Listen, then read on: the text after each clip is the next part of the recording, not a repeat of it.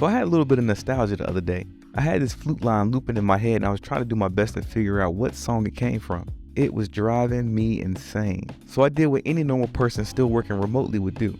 I ignored all work emails in pursuit of figuring out this tune.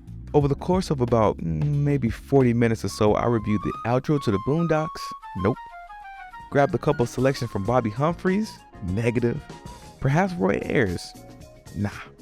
So I sat, closed my eyes, and called on the ancestors.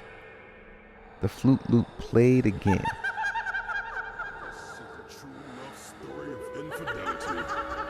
That leads to insecurity and newfound jealousy. When love is over, you suffer the coldest. Heartbreak that can't be mended with a dozen roses. Apologies not accepted this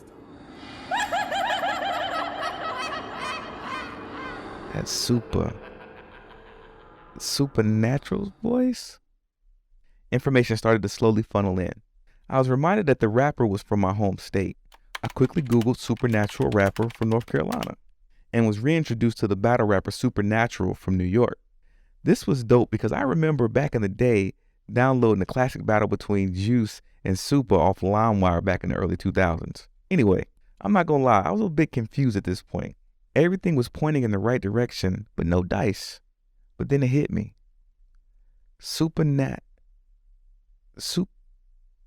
Superstition is this man's name. Back to Google. Excessively incredulous belief? Get out of here. Stevie Wonder? Nice try. I knew I was close. Superstition, rapper from NC. Google. Do you mean Supastion, rapper from North Carolina? Bingo. The last one of us been caught up in conniving attempts. The song was Split Decisions off the album Chain Letters by Superstition, a native of Greenville, North Carolina. As I perused the album, a flood of emotions washed over me. It took me all the way back to 2004. It took me back to Winston-Salem. It took me back to the North Carolina summers. It took me back to Joe's house. Everyone needs a Joe in their life. Someone who's on the pulse of the culture. I'd known Joe since elementary, and for the majority of my childhood, we were best friends. He was the only child, and I was raised the only child, and in many ways, we were brothers. In fact, we celebrated our birthdays together due to the fact that we shared June 29th.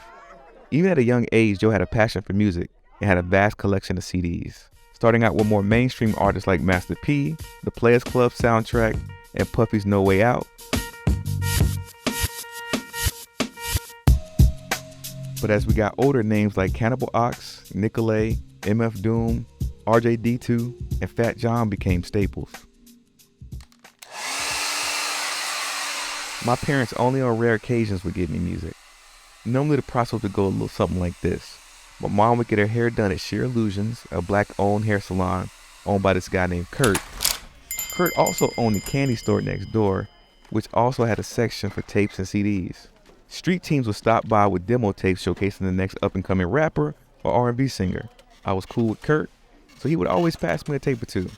On occasion, due to me waiting several hours for my mom's hair appointment, she would let me pick out something. I remember the holy grail for me was this 41-track mix CD featuring DMX and Cannabis.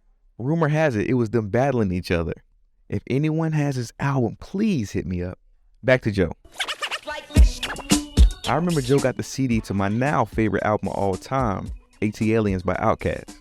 He was kind enough to make a tape for me. Even to this day, I can still hear when the tape stopped on the A-side on the song Wheels of Steel. And I know as this podcast gets older and older, more people will not know what I'm talking about. But this was a thing. You started and you flipped the tape over. Like, yeah, okay. You get it. Joe was my conduit to hip-hop. And as he got more to the conscious side, so did I. Through the indoctrination, he shared Superstition's album, Chain Letters. Now listening back to the album at the age of 39, it still sounds fresh. Vastly different than anything out now, obviously. But ultimately, for me, it's a time capsule. On this album, we get verses from Big Pooh and Fonte from the rap trio Lil Brother. This is right when their legend was starting to grow. Current greats like Drake and J. Cole have praised LB as being influential on their style and their approach to rap. The crew's producer, Ninth Wonder, who I gotta add this part, is from my hometown, has grown to be one of the most sought after producers in the game. As a North Carolinian, outsiders will never understand the sense of pride I have for Little Brother. At the time, outside of P.D. Pablo, Knife, Big Pooh, and Fonte was all we had.